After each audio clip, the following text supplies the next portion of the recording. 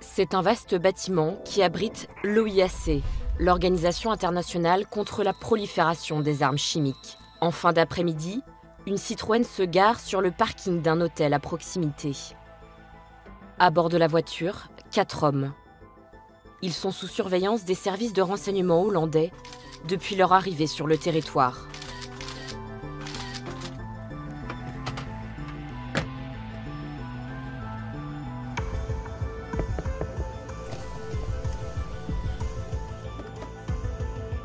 Quelques minutes plus tard, les policiers néerlandais les interpellent. Ils sont en possession de passeports diplomatiques russes.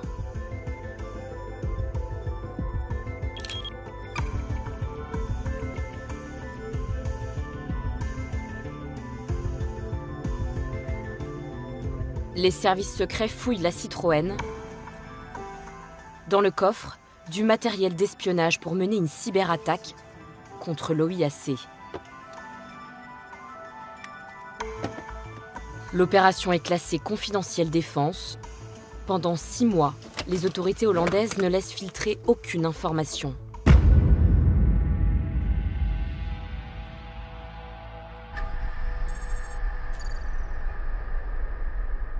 En octobre 2018, la ministre de la Défense néerlandaise en personne lève le voile sur cette affaire lors d'une conférence de presse fracassante. De manière inédite, les autorités révèlent toutes les coulisses de cette opération, photos à l'appui.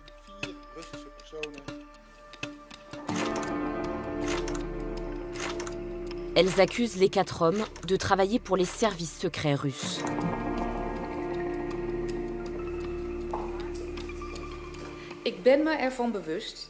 Je suis consciente que le dévoilement de cette cyberopération est une étape extraordinaire pour les Pays-Bas. Nous ne le faisons pas normalement. Mais là, nous envoyons un message clair.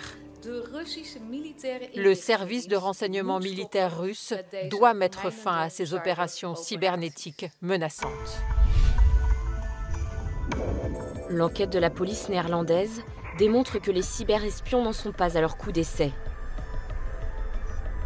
L'un d'eux s'est rendu en Suisse en 2016.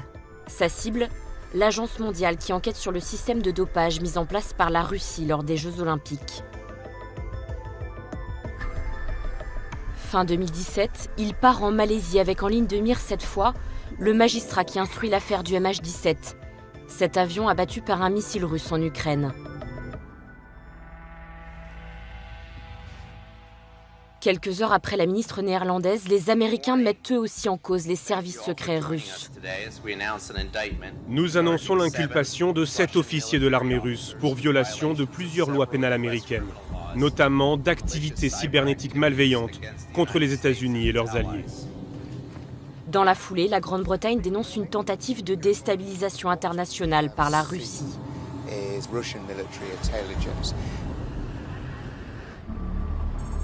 4 jours plus tard, le Kremlin finit par répondre. Il ne prend pas la peine de nier les accusations, mais s'étonne qu'une telle affaire soit étalée en place publique. Aucune information ne nous a été transmise par les canaux officiels. On ne peut pas prendre en compte une nouvelle qui nous vient des médias. Donc on ne donnera aucune explication et on ne fera pas de commentaires. Plusieurs États qui parlent d'une même voix pour accuser la Russie de cyberattaque, c'est une grande première. Quelle est cette guerre qui se joue désormais dans le monde numérique ? N'importe qui peut être victime d'un attaquant qui va chercher à détruire vos systèmes informatiques, à vous détruire fondamentalement. Des services de l'État et des centrales attaquées, des hôpitaux mis à l'arrêt jusqu'à menacer la vie des patients. Je pense que les gens qui sont à l'origine de cette cyberattaque ne pensaient pas du tout aux conséquences sur les vies humaines. Cela leur était égal. Des médias sabotés. J'allume la télévision, écran noir. Mais qui peut bien vouloir attaquer TV5 Monde ? Et des multinationales paralysées. Parmi les victimes dans l'Hexagone, Auchan, chez les biscuits Saint-Gobain, Oreo, le géant du bâtiment français Saint-Gobain. Nous allons vous raconter comment des ordinateurs sont désormais utilisés comme des armes. L'unique but de ce logiciel-là, c'est de détruire les données. Il n'y a aucune chance qu'on puisse récupérer les données déchiffrées. Donc c'est un logiciel de sabotage. Pour attaquer, plus besoin de soldats. quelques hackers suffisent. C'est plus simple d'utiliser des mercenaires, ça évite d'avoir un lien direct avec le gouvernement. Если они настроены патриотически, они начинают вносить свою лепту, как они считают правильную, в борьбу с теми, кто как бы плохо отзывается о России. Les pirates russes notamment sont passés maîtres dans l'art de dérober des mots de passe, de pénétrer des systèmes et d'y loger des virus dévastateurs. À ce moment-là, nous avons réalisé que nous avions affaire à un niveau de cyberattaque jamais vu auparavant dans le monde entier. Anonymes derrière leurs écrans, ils sont rarement démasqués et sanctionnés. Contrairement aux autres conflits, on ne voit pas les forces en présence, on ne voit pas l'adversaire. Comment la France fait-elle face à cette nouvelle menace cyber? Nous considérons l'arme cyber comme une arme à part entière. Nous n'avons pas peur de l'utiliser et nous n'aurons pas peur de l'utiliser. Qui sont les hommes et les femmes de l'ombre qui tentent d'empêcher ces attaques virtuelles aux conséquences bien réelles? Est-ce que cette attaque a permis à l'attaquant d'être en profondeur dans les réseaux les plus cachés du ministère? Donc c'est ça ma première angoisse. Notre cauchemar, c'est avoir quelques dizaines de sociétés très sensibles pour la nation, touchées en même temps par une attaque. Et on sait que si un jour ça se produit, ce sera extrêmement difficile. Avons-nous les moyens de faire face à une attaque de plus grande ampleur, ce que les spécialistes appellent le cyber-ouragan?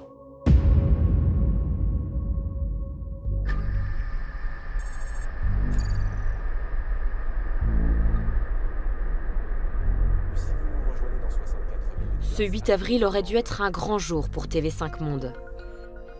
Le groupe audiovisuel public inaugure une nouvelle chaîne sur l'art de vivre à la française. Il y a tout juste une heure, style HD, le luxe, la mode, la gastronomie sont de fortes valeurs à l'export et leur centre névralgique se nomme entre autres Paris ou encore Bruxelles. Mais c'est quoi au juste l'art de vivre? Nous allons tenter de vous apporter... Le directeur de TV5, Yves Bigot, accueille pour l'occasion le ministre des Affaires étrangères, Laurent Fabius. Monsieur le ministre, je vous en prie, le centre nerveux de diffusion.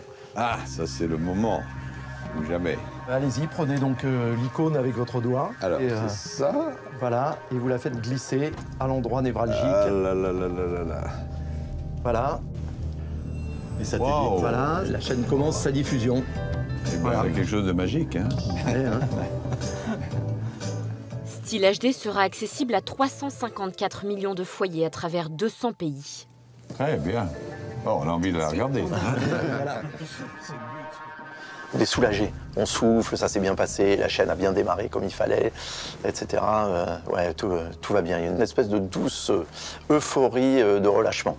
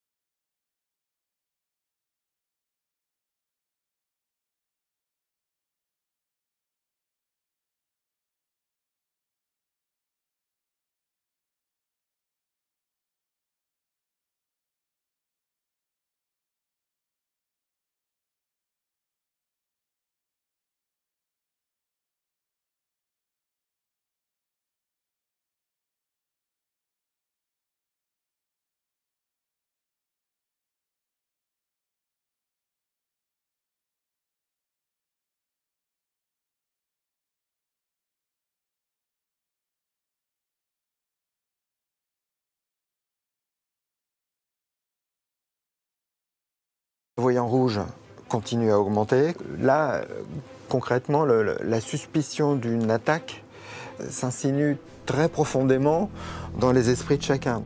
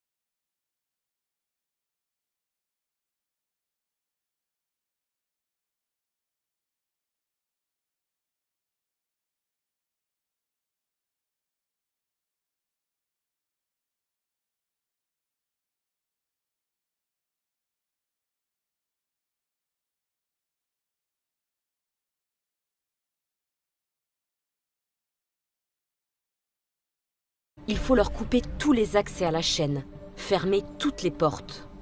Pour cela, une seule solution, radicale. Je me rappelle d'ailleurs avoir dit « coupe-moi Internet, j'en ai rien à foutre ». Pour une chaîne de télévision, ne plus avoir d'Internet à la fois pour recevoir du contenu, fabriquer du contenu et le publier, le livrer, c'est quelque chose de dramatique. C'est vraiment une décision qui est très douloureuse. Mais en même temps, elle est salvatrice, puisque je sais que de ce fait, les attaquants ne pourront plus agir. Revenu d'urgence rue de Wagram, Yves Bigot, le directeur, fait alerter la place Beauvau. Le ministère de l'Intérieur envoie immédiatement des mineurs et CRS pour sécuriser le bâtiment. Car derrière ce cybercalifat plane la menace terroriste de Daesh. Ce qu'il faut bien comprendre, c'est qu'on est 3 mois après les attentats de Charlie Hebdo et de l'Hypercacher. Et je ne sais pas à ce moment-là s'il n'y a pas une menace sur l'immeuble et donc sur le personnel. On craint qu'il y ait alors, des bombes, je ne sais pas, mais des fusillades, de la prise d'otages. Le directeur réunit Hélène Zemmour, Alexis Renard et les principaux cadres de TV5 Monde. Son bureau se transforme en cellule de crise. On est sonné, hein, un peu comme un boxeur, comme si on avait pris un coup, et on est un peu perdu. Hein, je veux dire, faut dire les choses, faut pas faire croire qu'on maîtrise ces situations. On ne sait pas ce qui va se passer. On ne sait pas si ça va durer encore 3 minutes ou si ça va durer des heures, peut-être des jours. On n'a aucune idée. On est dans le Schwartz complet. Pour supprimer les messages de propagande du cybercalifat, la priorité d'Hélène Zemmour est de reprendre la main sur les réseaux sociaux.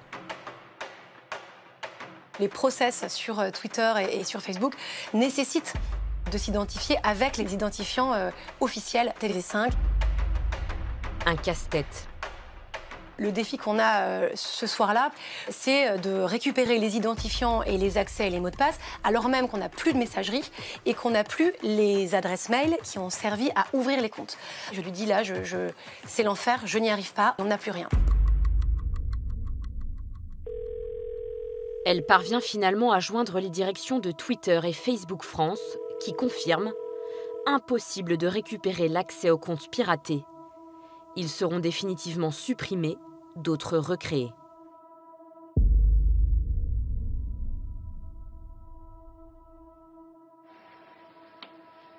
3 heures déjà que TV5 est dans le noir. Yves Bigot décide de s'adresser aux téléspectateurs. Il faut qu'ils sachent ce qui se passe, qu'on leur parle. C'est notre responsabilité. Avec les moyens du bord. On a des téléphones mobiles, on sait filmer, donc on fait un message court et on filme cette vidéo. Jusque-là, c'est simple. La difficulté, une fois que le message vidéo est enregistré, c'est de la télécharger pour la mettre en ligne sans réseau. Parce qu'on est dans des bureaux, ça capte pas forcément très bien. Donc, puis cette image du bras tendu à travers la fenêtre, dans des fenêtres qui ouvrent mal, de bureaux, pour arriver à mettre en ligne cette vidéo. Le message d'Yves Bigot est finalement mis en ligne sur YouTube et sur les réseaux sociaux, tard dans la nuit. TV5 Monde a été victime d'une cyberattaque extrêmement puissante. Ce piratage a conduit l'ensemble de nos 11 chaînes, les 9 généralistes et les 2 thématiques, à virer à l'écran noir. À 5 h du matin, ces écrans noirs se rallument. Mais le direct reste toujours impossible. La chaîne passe des rediffusions.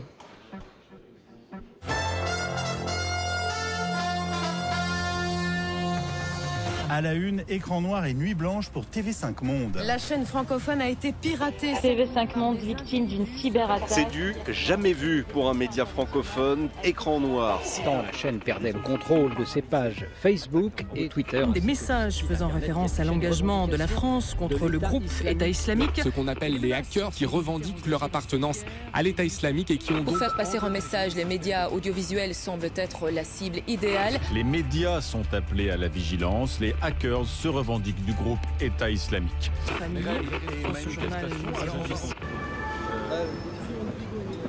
Au petit matin, la cyberattaque fait la une des médias. Sur le trottoir, devant le siège de la chaîne protégée par des policiers en armes, des radios et des télévisions du monde entier sont déjà rassemblées.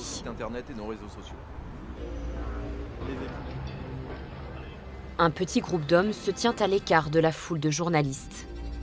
Ce sont des experts informatiques qui viennent à la rescousse de la chaîne.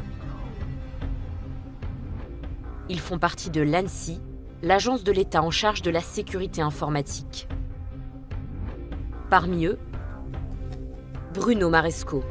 Cet ingénieur polytechnicien est responsable des opérations. On n'a pas l'habitude d'opérer sous le feu des projecteurs, donc on intervient en général à l'insu de l'attaquant. En général sur des activités qui ressemblent à des activités d'espionnage. Et donc à ce moment-là, comme on a juste pas envie d'être repéré comme étant l'équipe de l'ANSSI qui vient s'occuper de la crise, on se sépare et on arrive un par un dans le bâtiment devant TV5 Monde.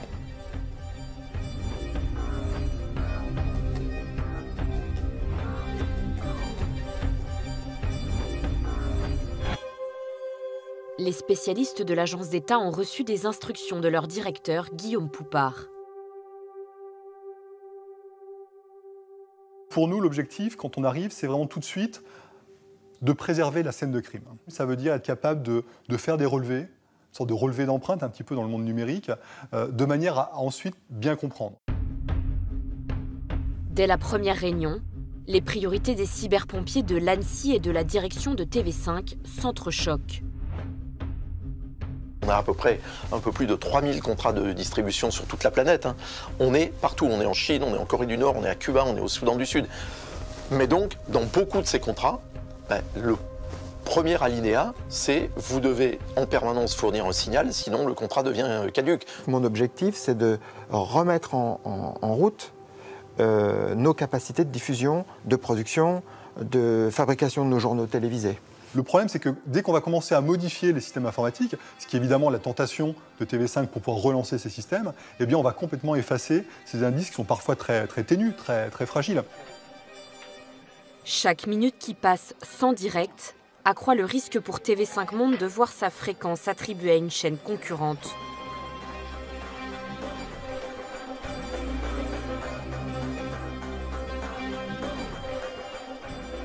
Mais l'ANSSI impose son tempo. Priorité à l'enquête.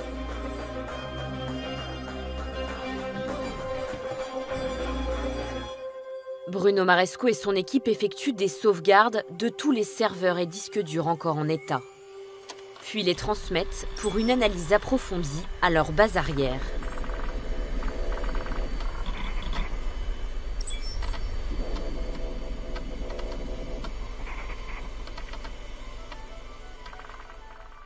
C'est dans cette tour, sur les quais de Seine, que travaille à l'époque Félix Aimé. Il est spécialiste des modes opératoires d'attaque, identifie les hackers qui s'en prennent aux intérêts français. Mon travail, c'est de dresser un portrait de cet attaquant. C'est avant tout un rôle, on va dire, de profiler ou de criminologue.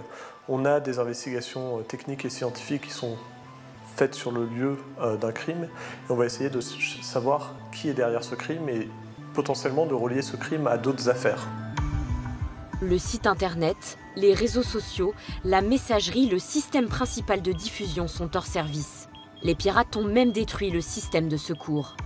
L'attaque est sophistiquée, peut-être trop. Au sein du bureau, on est sûr et certain que ce n'est pas le cybercaliphate. Directement, l'hypothèse du cybercaliphate, qui est un peu un groupe d'attaquants de bas niveau, opportunistes, me paraît complètement fallacieuse. En termes de technologie employée, en termes d'organisation, ça ne ressemble pas du tout à de la cybercriminalité standard.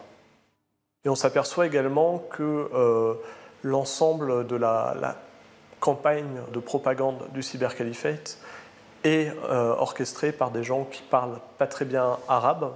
Ça semble être plus du Google Translate que des natifs. Malgré les doutes des profilers de l'ANSSI, les politiques vont évoquer la piste du terrorisme islamiste.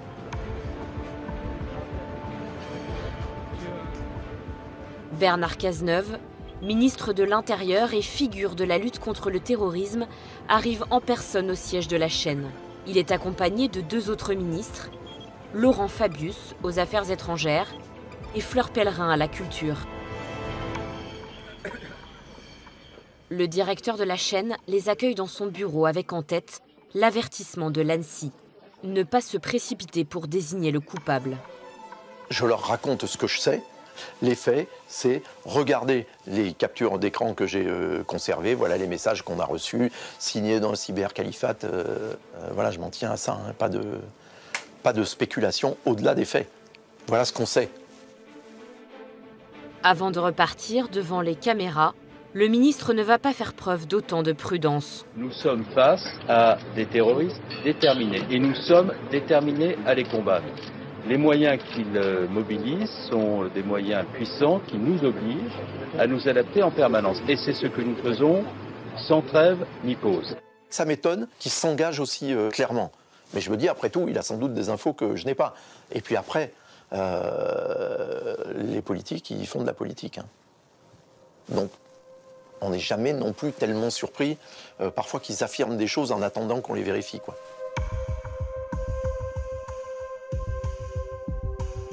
Ces déclarations publiques suscitent un certain malaise au sein de l'ANSSI. Guillaume Poupard avertit le Premier ministre, nommer les responsables est prématuré. À un moment où on voit des terroristes partout, le fait d'aller expliquer à des autorités, attention, c'est peut-être pas justement ces terroristes, c'est peut-être pas Daesh, c'est peut-être quelque chose de totalement différent, évidemment c'est compliqué. Dire à ses chefs que l'on ne sait pas, c'est toujours plus dur que dire ce que l'on sait. Ignorant les avertissements des experts, le ministre de l'Intérieur parle à nouveau d'une attaque terroriste en fin de journée. Beaucoup d'éléments convergent pour que la présomption d'un acte terroriste soit bien la cause de cette attaque. Pourquoi le ministre Cazeneuve s'obstine à évoquer la piste Daesh qui serait, selon lui, derrière cette attaque de TV5 Monde ? Eh bien, comme le dit le directeur de TV5, Yves Bigot, parce que c'est de la politique. Un fonctionnaire haut placé m'a raconté les coulisses de cette journée et il m'a expliqué que Bernard Cazeneuve, le ministre de l'Intérieur, veut à tout prix récupérer la gestion de la crise. Si c'est un simple piratage, la gestion de crise ira au ministère de la Culture et de la Communication. Avec Fleur Pellerin. Exactement, car il intervient au sein d'un média. Or, si c'est une cyberattaque terroriste, la gestion de crise sera pour le ministre de l'Intérieur. Donc c'est juste de l'affichage et du positionnement pur politique. C'est un peu plus que ça. Il faut avoir en tête qu'on est 3 mois après les attentats de Charlie Hebdo et le ministre de l'Intérieur est en train de négocier pour obtenir plus de moyens, plus d'effectifs. Si cette attaque contre TV5 relève d'un attentat terroriste, ça rajoute de l'eau à son moulin. Il y a une image d'ailleurs qui résume tout. Regardez, l'après-midi même, une conférence de presse est organisée au ministère de la Culture et de la Communication. Fleur Pellerin ne va quasiment pas s'exprimer. C'est Bernard Cazeneuve qui monopolise la parole. À l'écart du jeu politique, les experts de l'ANSSI continuent de travailler. Sauf qu'ils interviennent au sein même d'un média qui, en plus, a choisi de communiquer sur l'attaque. Le choc des cultures.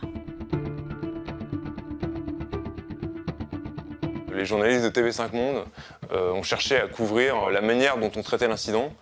Et donc on a dû indiquer à la chaîne qu'on n'était pas forcément très à l'aise avec l'idée de voir apparaître des caméras derrière la porte vitrée de la salle qu'on avait investie, que c'était de nature à fournir à l'attaquant qui a accès à Internet et regarde la télévision des informations sur l'activité d'investigation en cours. En parallèle du travail des cyberpompiers de l'Agence de sécurité informatique, une autre équipe intervient. Des policiers spécialisés. Eux ne sont pas là pour réparer l'antenne de TV5, mais pour mettre la main sur le coupable afin de le traduire en justice. Comme sur une enquête classique, ils commencent par auditionner les salariés de la chaîne. L'un de ces policiers a accepté de parler de manière anonyme. Son entretien est reconstitué. Nous l'appellerons Patrick. Quand on commence une enquête, on ne s'interdit aucune hypothèse. On part du principe que tout le monde peut être coupable, que le coupable peut être interne, ça peut être des gens de l'intérieur qui sont spécialisés dans le système informatique, des anciens salariés qui sont partis mécontents ou qu'on a fâchés. Tout le monde est nerveux, tout le monde est sur ses gardes, tout le monde est tendu. Les enquêteurs s'intéressent en particulier à un employé. Car les premières analyses de l'ANSSI ont déterminé que l'attaque a été lancée depuis son ordinateur. Il ne s'agit pas d'un salarié lambda, mais de l'administrateur réseau. C'est lui qui gère les comptes et les machines du réseau informatique de TV5 Monde. C'est quelqu'un qui se pose beaucoup de questions, forcément, puisque c'est son ordinateur qui a servi à l'attaque. Et il répond à nos questions de façon cohérente. Il nous apporte des éléments qui nous permettent de penser que sa machine a peut-être été compromise et utilisée à son insu.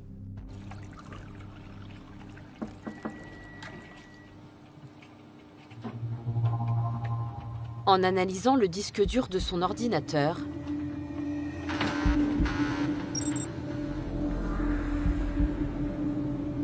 les enquêteurs découvrent 2 virus qui pourraient mettre hors de cause ce salarié. On appelle ça des malwares.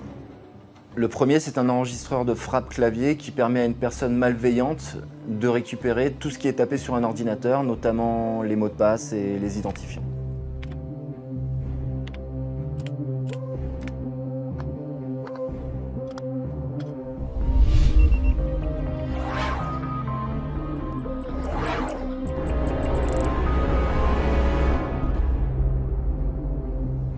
L'assaillant peut désormais se faire passer pour l'administrateur réseau, celui qui détient les droits d'accès sur les différentes machines et serveurs de la chaîne.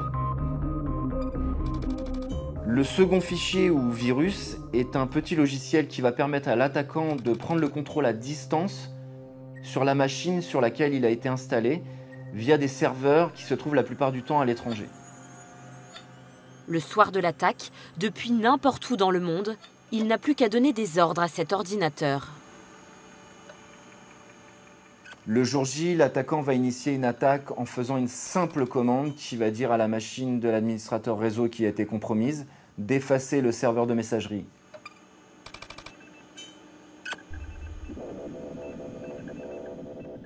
Cette machine va aussi servir à prendre le contrôle des comptes des réseaux sociaux Facebook et Twitter qui sont rattachés à TV5 Monde. Et enfin, il va dire à la machine de l'administrateur réseau de procéder à la remise à zéro de tous les matériels qui permettent la diffusion des flux vidéo, ce qui engendre les fameux écrans noirs le soir de l'attaque. Comment le pirate a-t-il pu déposer ces virus dans l'ordinateur de l'administrateur de TV5 Monde ? Eh bien, vous allez voir, cette attaque a été préparée de longue date. Ce qu'il faut savoir, c'est qu'à TV5, les caméras des plateaux sont des robots qui sont gérés à distance par un prestataire hollandais. Ce prestataire, c'est quelqu'un qui est très imprudent. Il voyage beaucoup, il se connecte au Wi-Fi des hôtels et des aéroports qui sont très peu sécurisés. L'attaquant a donc pu déposer ces virus sur l'ordinateur de ce prestataire, puis comme ça remonter, infiltrer le réseau de TV5 en passant par les caméras robots, puis aller jusqu'à l'ordinateur de l'administrateur réseau. C'est fou, c'est digne d'un film d'espionnage. Comment se prémunir face à tant d'ingéniosité ? TV5 a sans doute facilité la tâche des hackers. Il faut savoir, c'est ce qu'a révélé notre enquête, que la chaîne n'avait pas changé les mots de passe par défaut des serveurs, notamment les serveurs qui gèrent les caméras robots. Donc c'est comme lorsqu'on achète un nouveau téléphone avec un code PIN 0000, il faut le changer. Exactement, donc le pirate n'a eu aucune difficulté à se procurer ce mot de passe. Dès lors, une fois qu'il était entré dans le réseau, il a pris tout son temps pour préparer son attaque.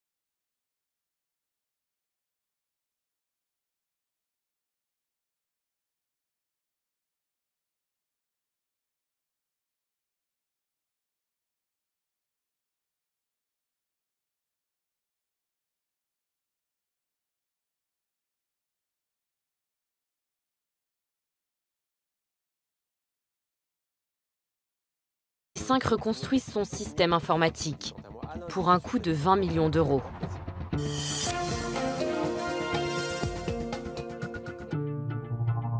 Les enquêteurs, eux, sont toujours sur la piste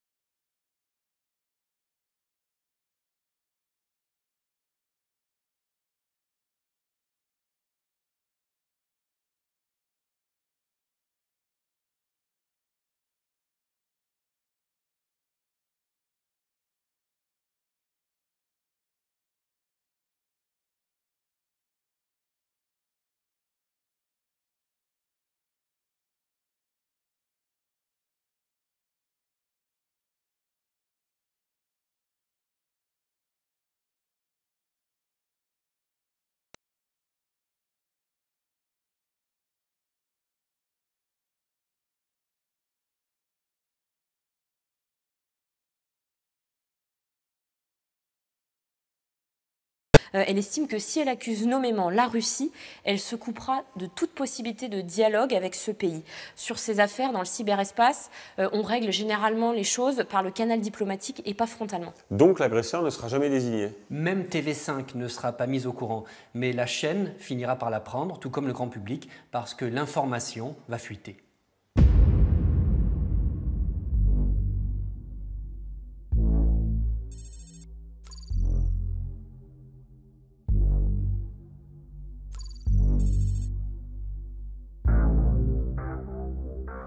Dans ce climat de guerre cyber, Guillaume Poupard a convoqué les responsables informatiques de 43 grandes télés, radios et journaux français. 3 semaines après la destruction de l'antenne de TV5 Monde, il craint d'autres attaques au sein des médias. On distribue un document à l'ensemble des médias. On leur donne de quoi chercher au sein de leur réseau s'il y a des traces d'attaques qui sont déjà produites, et notamment celle qui s'est produite chez TV5. Le document contient des bouts de code informatique, des noms de fichiers, de serveurs, des adresses IP retrouvées sur les réseaux de TV5 Monde. On a la conviction à l'ANSSI que partager ces indicateurs en direction des différentes chaînes de médias, radio et presse peut être intéressant pour essayer de découvrir de nouvelles attaques. Cette note porte la mention diffusion restreinte. Elle doit rester dans le cercle confidentiel des responsables informatiques. Le document ne mentionne ni l'origine russe de l'attaque, ni même le mode opératoire APT28.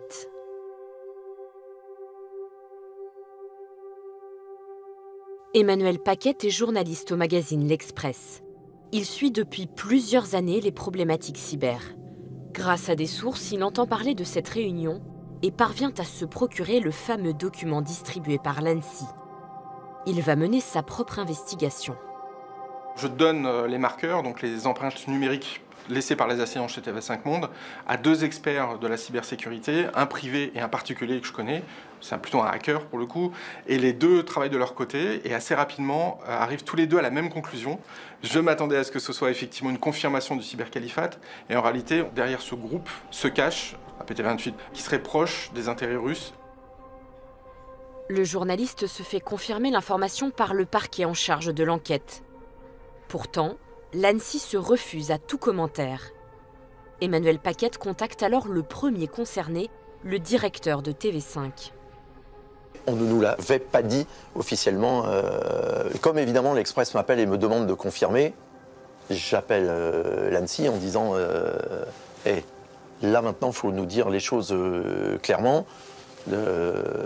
Un type de l'Express qui est un vrai spécialiste de ces questions-là nous dit voilà, que c'est les Russes. Je confirme. Alors ils étaient très emmerdés. Parce que ça serait mieux de ne pas le dire, il ne faut pas en parler. Ben oui, mais si le gars le sait, voilà, on finit par me dire, ben oui, c'est les Russes.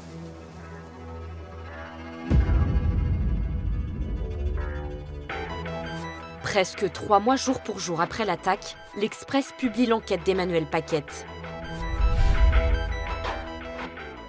Les enquêteurs s'orientent vers une autre piste, d'origine russe. La publication de l'Express, évidemment, n'arrange pas les affaires de l'ANSSI, ni même les investigations, tout simplement parce qu'on n'est pas coutumier d'attribuer dans les médias des attaques informatiques. Et on craint également, via une attribution publique, d'éventuelles représailles, d'éventuelles nouvelles attaques.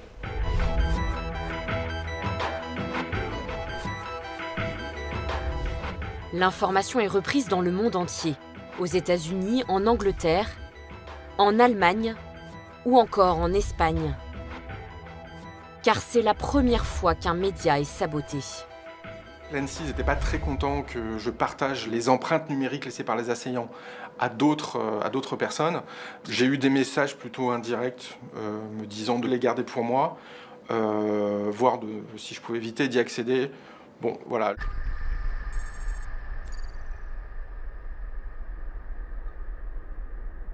Maintenant que les hackers d'APT28 sont clairement mis en cause, les policiers doivent trouver qui se cache physiquement derrière ce groupe.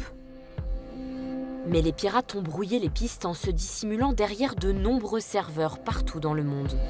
Moi, en tant qu'enquêteur, quand je travaille, je remonte la pelote à l'envers.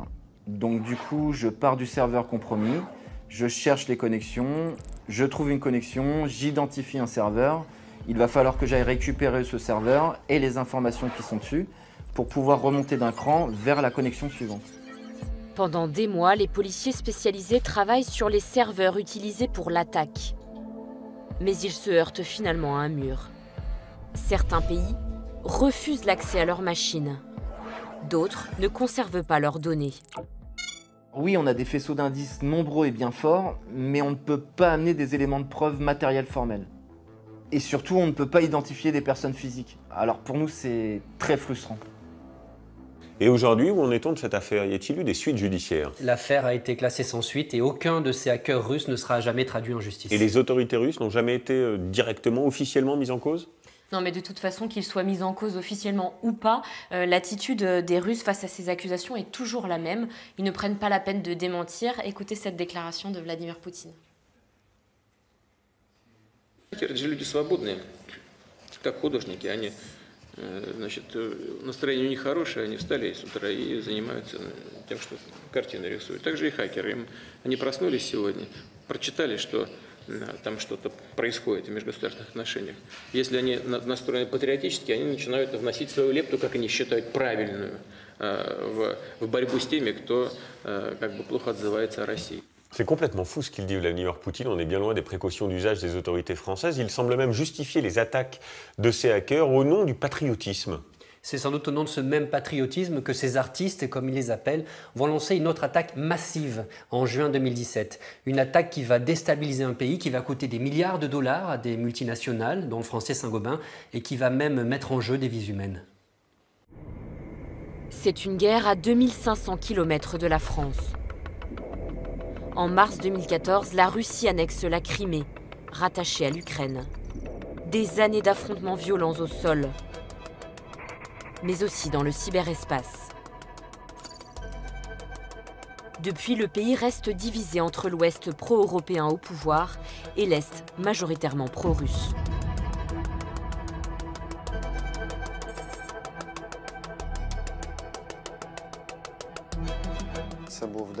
C'était la veille de la journée de la Constitution de l'Ukraine.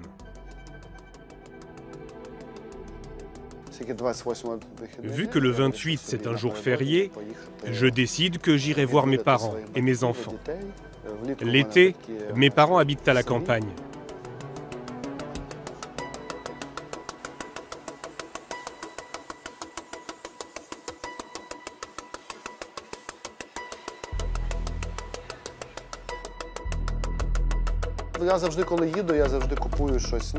Chaque fois que je vais chez eux, j'achète des friandises, quelque chose de Kiev.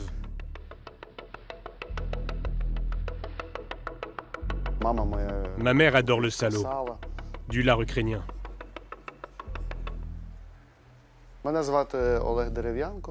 Je m'appelle Oleg Derevianko. Je suis cofondateur de la société ISSP. C'est une entreprise de cybersécurité.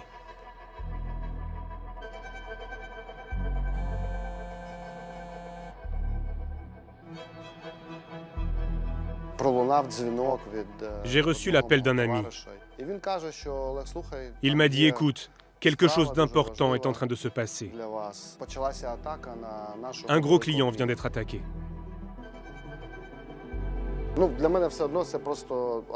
Pour moi, il ne s'agit que d'une attaque comme il s'en produit tous les jours. C'est juste une attaque ordinaire.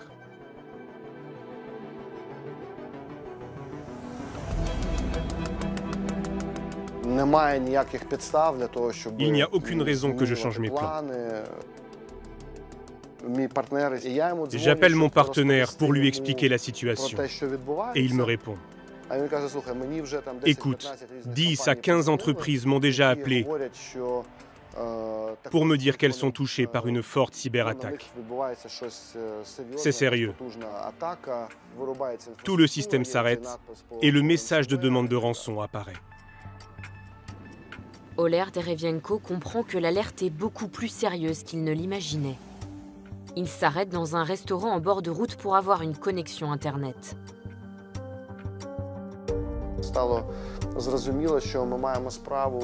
À ce moment-là, nous avons réalisé que nous avions affaire à un niveau de cyberattaque jamais vu auparavant dans le monde entier. Et aussi à une méthode et une technique d'attaque totalement inédite. Des millions d'ordinateurs sont infectés dans le pays.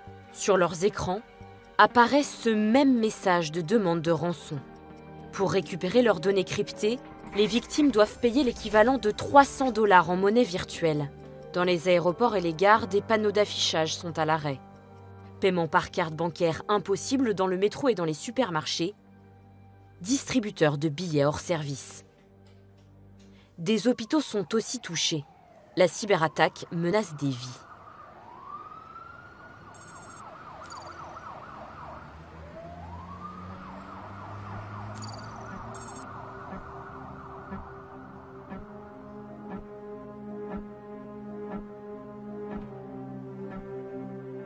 La clinique Boris est l'une des plus réputées de la ville.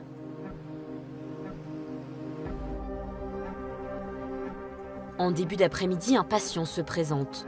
Il a une quarantaine d'années et semble être en détresse respiratoire.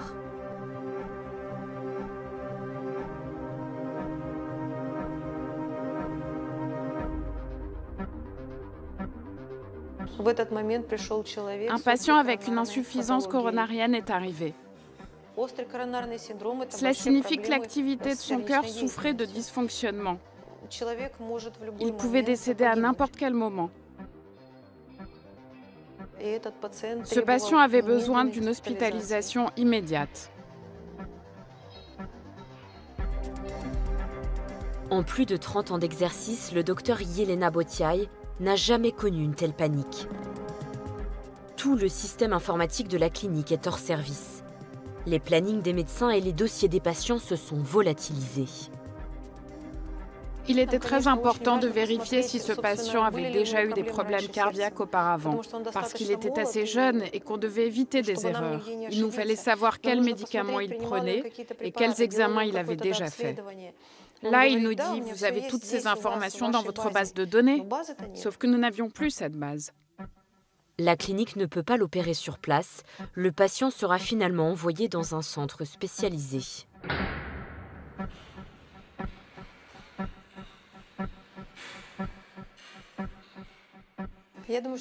Je pense que les gens qui sont à l'origine de cette cyberattaque ne pensaient pas du tout aux conséquences sur les vies humaines.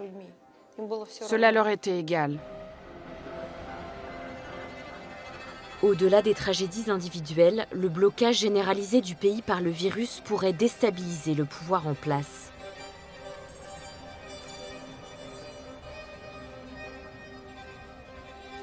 Place Maïdan, la Poste doit fermer ses portes.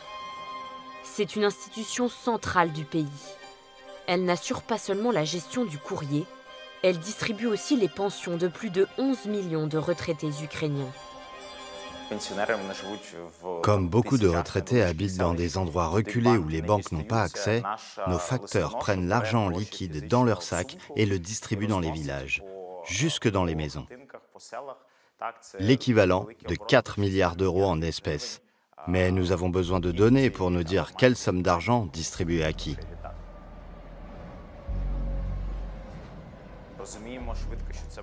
Nous avons rapidement compris que ça pouvait déboucher sur une vague de mouvements sociaux. Les gens penseraient que cette cyberattaque est une fiction, provoquée par l'État dans le but de les tromper. Je pense que ceux qui ont planifié l'attaque comptaient sur ça, semer des troubles sociaux, des chocs dans tout le pays.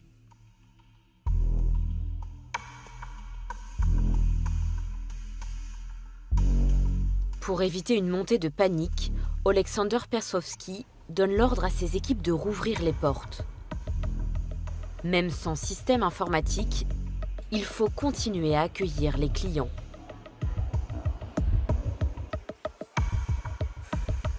Et pour rassurer les Ukrainiens, il se prête à une conférence de presse diffusée en direct sur les chaînes du pays. Par prévention, nous avons arrêté le système pour éviter la propagation du virus. Une partie de nos services reste accessible. Nous pouvons toujours recevoir les clients et distribuer les colis. En revanche, on ne peut faire aucune transaction financière. Les salariés sont mobilisés pour recréer les bases de données des retraités effacés. Ils y parviendront au bout de 2 semaines à l'aide des archives papier, 2 jours avant la date de la distribution des retraites.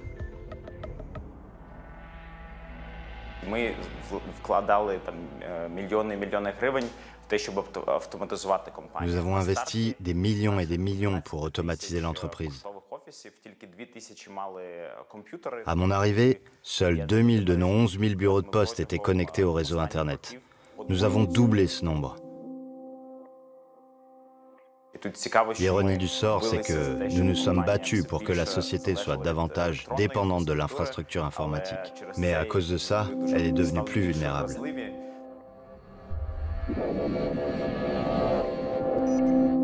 À la mi-journée, 30% des systèmes informatiques du pays sont cryptés. Mais le virus ne s'arrête pas aux frontières du pays. Il se propage à près de 2000 entreprises partout dans le monde. Parmi elles, de grosses multinationales. Les experts le baptisent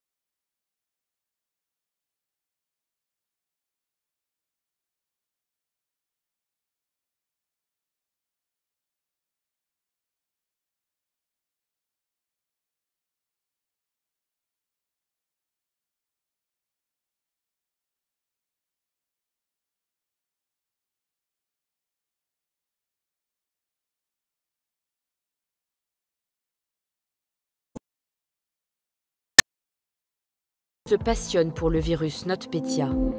Très vite, un nom revient en boucle dans leurs échanges. MEDOC. MEDOC est un logiciel de comptabilité ukrainien utilisé par des entreprises et des institutions locales pour déclarer leurs impôts. C'est lui qui aurait permis aux attaquants de répandre leur virus destructeur.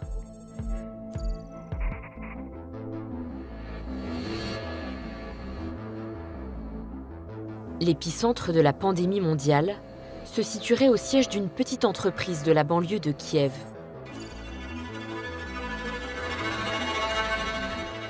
La société Linkos a développé ce logiciel MEDOC et le commercialise. Moins de 2 heures après le début de la cyberattaque, Olesia Linik, la patronne, se retrouve au cœur de la tourmente.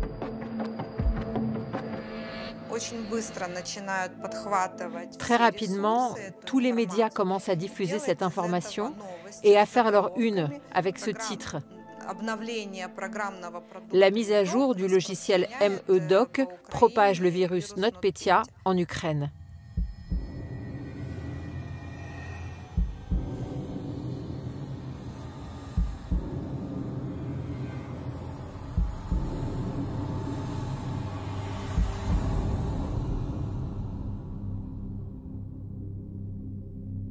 Dans la foulée, Olesia Linik contacte elle-même la cyberpolice ukrainienne.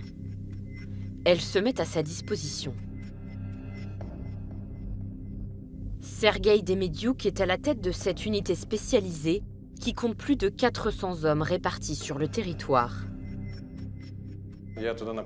J'ai envoyé un groupe de spécialistes sur place afin de localiser le logiciel malveillant, pour qu'on puisse évaluer la situation et dire s'il s'agit d'un crime ou d'une erreur technique involontaire. La cyberpolice rendra ses conclusions le lendemain de l'attaque. Le virus NotPetya se loge effectivement dans le logiciel MEDOC. En moins de 24 heures, le pays a déjà perdu un demi-point de PIB.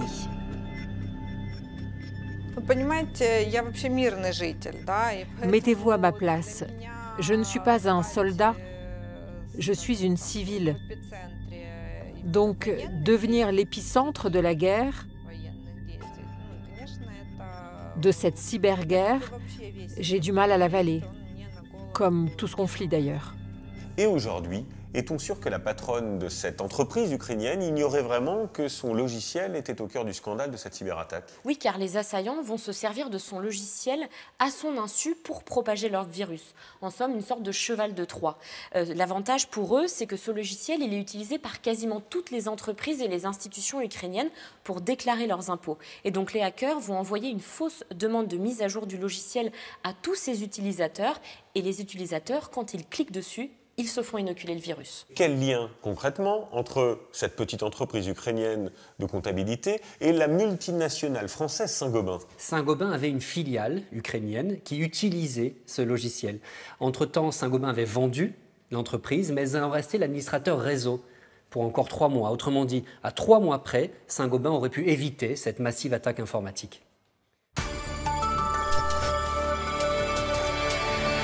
Voici le journal. Bonjour à tous. À la une ce matin, comme une traînée de poudre. Une cyberattaque à l'échelle mondiale, planétaire. Cyberattaque spectaculaire. La bombe informatique a touché la France. Des entreprises françaises. Parmi les victimes dans l'Hexagone, Auchan, chez les biscuits Lu ou Oreo, les chocolats Côte d'Or, Saint-Gobain, Saint-Gobain ou encore de la Maïf. Les préservatifs Durex, laboratoire pharmaceutique. Steradan, Desktop, etc. Saint-Gobain, chez le géant du bâtiment français Saint-Gobain.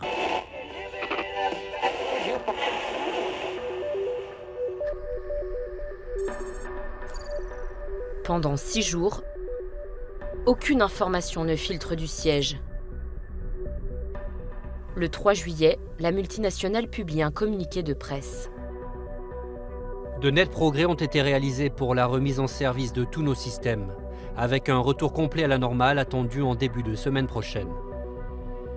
Dans les faits, le groupe est durement touché. Les hommes de l'ANSSI sur place constatent que plus de 80% des 40 000 machines en France sont paralysées.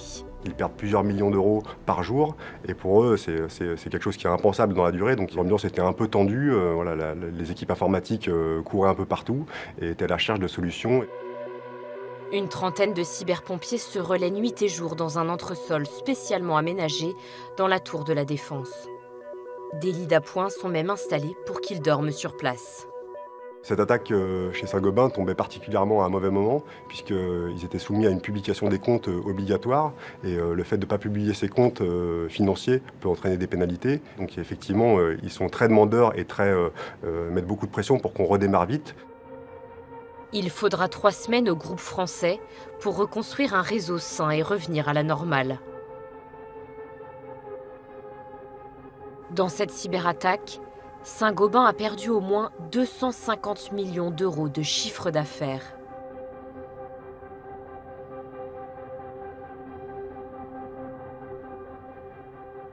Cette affaire est symptomatique car elle montre les conséquences dramatiques pour les grands groupes que peuvent avoir ces cyberattaques et des conséquences financières notamment. Oui, et en interne, chez Saint-Gobain, c'est vraiment vécu comme un échec. Nous les avons sollicités à plusieurs reprises et ils n'ont jamais souhaité participer à ce documentaire. Même à l'époque, ils ont verrouillé leur communication. Il n'existe aucune image officielle de leur magasin, La Paire ou Point P, à l'arrêt suite à l'attaque du virus. Et les seules images, celles qu'on a utilisées dans le documentaire, nous ont été données par une source non autorisée. Mais alors pourquoi un tel silence? Alors déjà parce que ça fait partie de l'ADN du groupe, Saint-Gobain communique peu. Et puis il y a aussi, semble-t-il, un problème de sécurité informatique dans ce groupe. Oui, puisque dans les années 2000, la direction du groupe a souhaité que toutes les filiales puissent échanger et partager. Elle a donc fait un réseau informatique ouvert, très à plat, comme ils appellent dans leur jargon, ce qui fait que quand le virus se propage à un endroit dans le réseau, il peut très vite se propager à l'ensemble du groupe. Donc il y a eu des failles. Exactement, il y aurait aussi eu un problème au niveau de la gestion des identifiants et des mots de passe. L'administrateur réseau aurait choisi un même identifiant et un même mot de passe pour accéder à plusieurs ordinateurs. Donc on connaît le virus, on sait comment il s'est propagé, reste une inconnue. Qui l'a inoculé? À Paris, Félix Aimé, le profiler de hackers, vient de quitter son poste à l'Annecy. Lorsque l'attaque survient, c'est son 2e jour de travail pour l'une des principales sociétés privées d'antivirus. Un collègue lui envoie par mail le fichier contenant NotPetya. Mais il n'a pas encore ses outils informatiques pour traquer les pirates. Je reçois le fichier et je viens l'ouvrir sur un traitement de texte parce que j'ai que ce logiciel à disposition. Et ce que je cherchais à savoir, c'était s'il y avait des chaînes de caractères reconnaissables.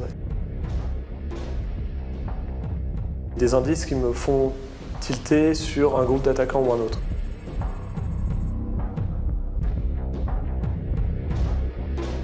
Je m'aperçois qu'on a une suite d'extensions de fichiers qui est vraiment significative.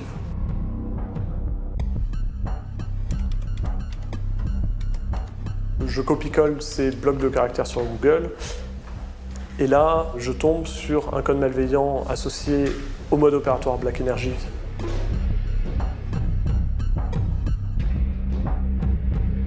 Black Energy, c'est un mode opératoire russophone qui est spécialisé dans le cybersabotage. Depuis 2014 et le début du conflit en Crimée, le groupe de hackers Black Energy a mené plusieurs campagnes de cyberattaques ciblées en Ukraine.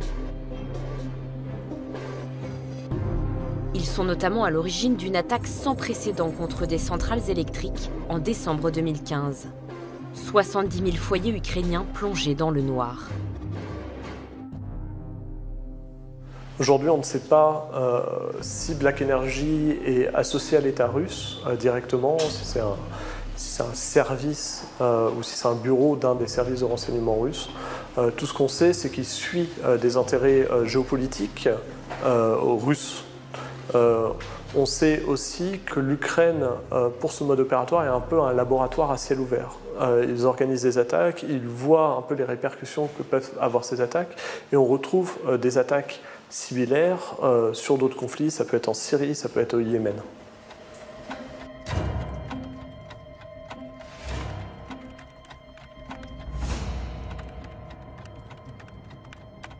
Le profiler se retient de lier directement les hackers russes de Black Energy au Kremlin.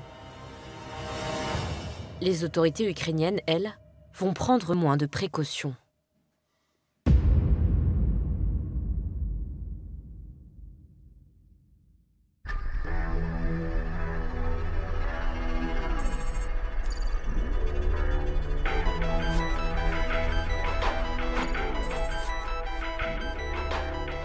À Kiev, dans les bureaux de la SBU, les services secrets ukrainiens, l'enquête pour remonter jusqu'à l'attaquant vient à peine de commencer. Nikolai Kuleshov, le chef du département cyber, n'a encore aucune preuve tangible, mais une certitude après des années de guerre contre la Russie. Pour organiser une attaque pareille, aussi massive, il faut avoir beaucoup de ressources. Un petit groupe de hackers indépendants ne dépenserait pas une telle somme d'argent sans aucun retour sur investissement. Ce ne peut être que des services secrets. Pour nous, c'est important de dire à la communauté internationale la vérité sur cette cyberattaque. De dire qu'il s'agit d'une agression russe. Dans notre pays, les forces de l'ordre n'ont pas pour habitude de dire qui est derrière une attaque tant que la justice ne s'est pas prononcée. Mais dans cette situation de guerre hybride, lorsque nos ennemis sont sans foi ni loi, nous devons nous mettre à leur niveau. Et donc, passer outre certaines règles pour donner aux citoyens les faits et leur dire comment ça se passe. Les autorités ukrainiennes ne veulent pas rester passives face à l'agression. Elles organisent une réaction qui se veut spectaculaire.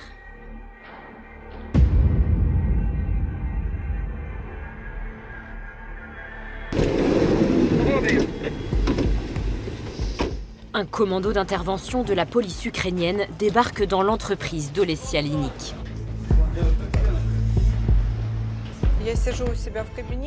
Je suis dans mon bureau et j'entends qu'il y a une agitation dans le couloir. Je sors et je les entends monter les escaliers 4 à 4.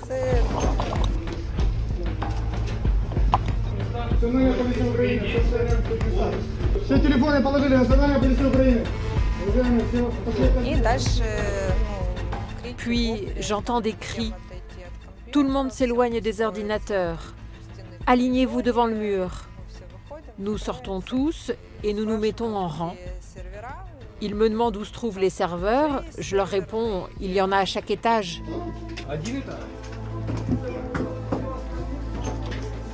Ces images filmées par la police elle-même seront largement distribuées aux médias dès le lendemain.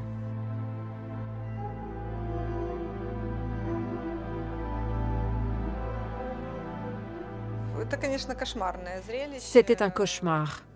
Vous savez, pour de simples employés de bureau, se retrouver face à des hommes avec des mitraillettes braquées sur vous, évidemment, c'était un choc colossal pour tout le monde.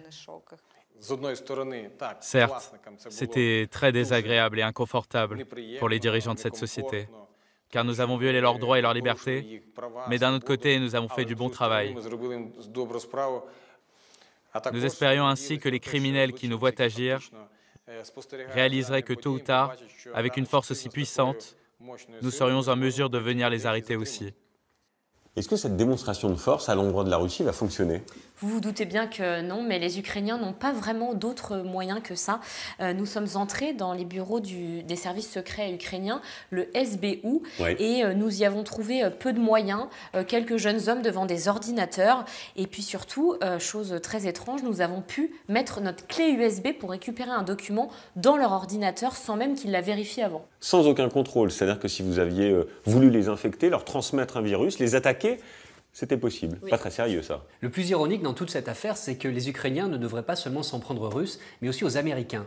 Parce qu'à l'origine de toute cette histoire, il y a la NSA, la célèbre agence de renseignement américaine. C'est elle qui a découvert une faille dans le logiciel Microsoft. Mais au lieu d'avertir l'industriel pour qu'il corrige cette faille, la NSA l'a conservée pour elle en espérant l'utiliser plus tard dans de futures attaques. Et pourquoi cette faille s'est retrouvée entre les mains des hackers russes de Black Energy ? Mais parce que c'est l'arroseur arrosé, la NSA s'est fait dérober tout un arsenal de failles par des pirates informatiques, dont celle qui est à l'origine du virus NotPetya. Et ces failles informatiques se sont retrouvées sur Internet en vente et donc tout hacker malveillant pouvait les utiliser. C'est un monde sans règles où tous les coups sont permis. Tous les coups sont permis avec un gros avantage. Il n'est pas nécessaire d'entretenir et de financer une armée d'espions pour mener une attaque, il suffit d'un virus. Et vous allez voir comment l'armée française elle-même va être victime d'une de ces opérations d'espionnage.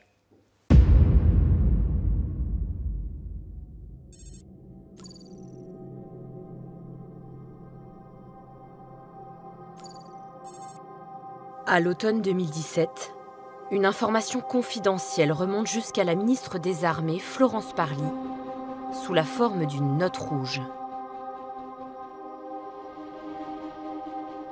Des boîtes mail de militaires français ont été piratées.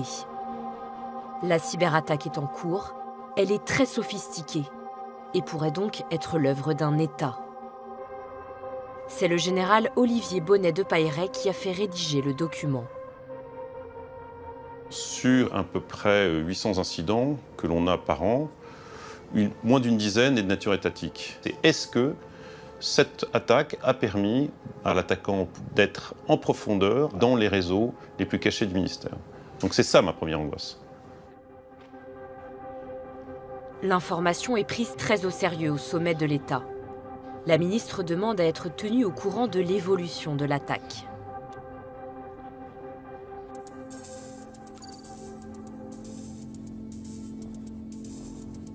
Le lendemain, au nouveau siège sécurisé des armées françaises,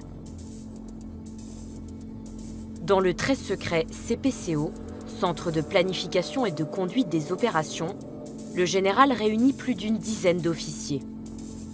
Ensemble, ils doivent déterminer la stratégie à adopter vis-à-vis de l'attaquant. Le lieutenant-colonel Lionel prend la tête de cette cellule de crise dédiée. C'est lui qui présente les options au général. On a deux possibilités, c'est soit de manière très radicale couper ce service, fermer toutes les boîtes ou arrêter les différents serveurs. C'est assez radical, mais au moins on sait qu'on arrête dans la foulée la fuite de données.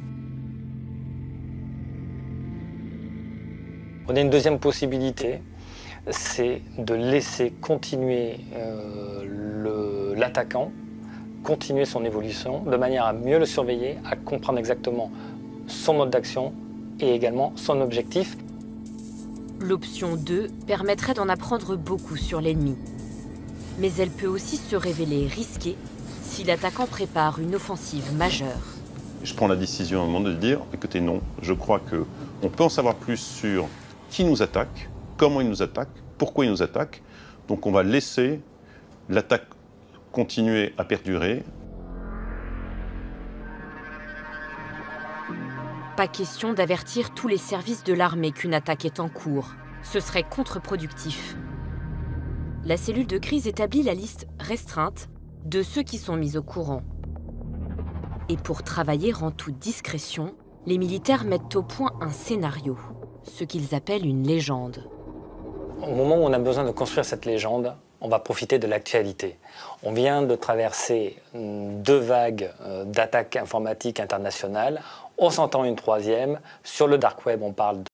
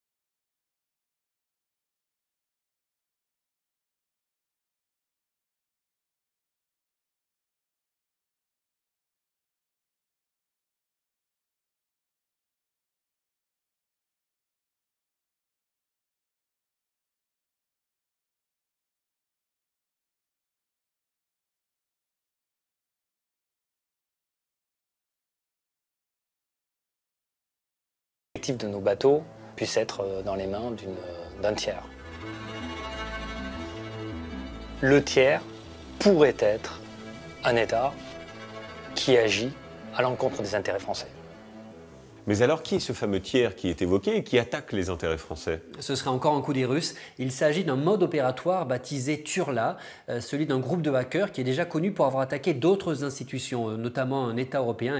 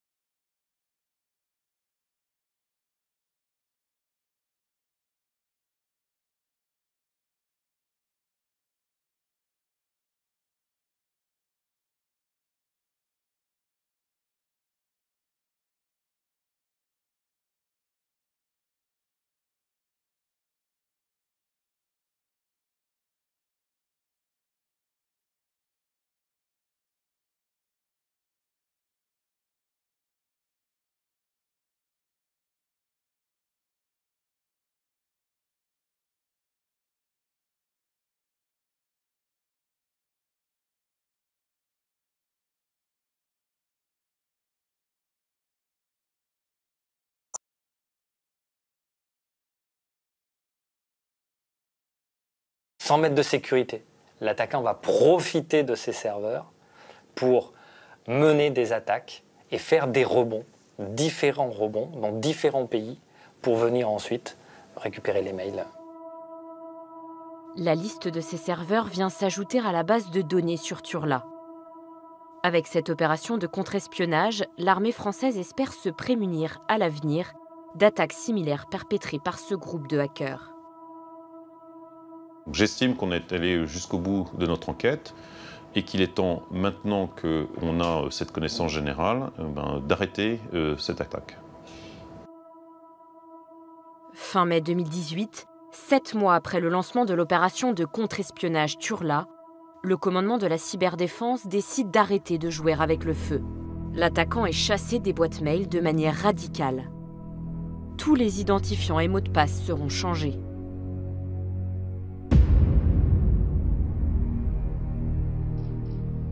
Pour la première fois, la ministre des Armées, Florence Parly, choisit de rendre l'attaque publique. Elle se garde bien de citer directement la Russie, mais désigne nommément le groupe Turla. Pour Le Monde Cyber, l'accusation est explicite.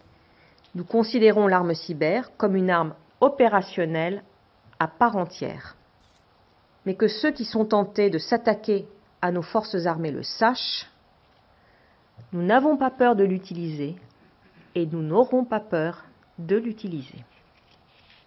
Bonsoir Florence Parly, Bonsoir. Merci d'avoir accepté notre invitation. C'est vrai qu'après ce film, on est sidéré de l'ampleur des attaques dont la France est la cible, avec, dans 90% des cas, un ennemi qui est tout de même identifié, c'est la Russie. Pourquoi ne pas le nommer directement ?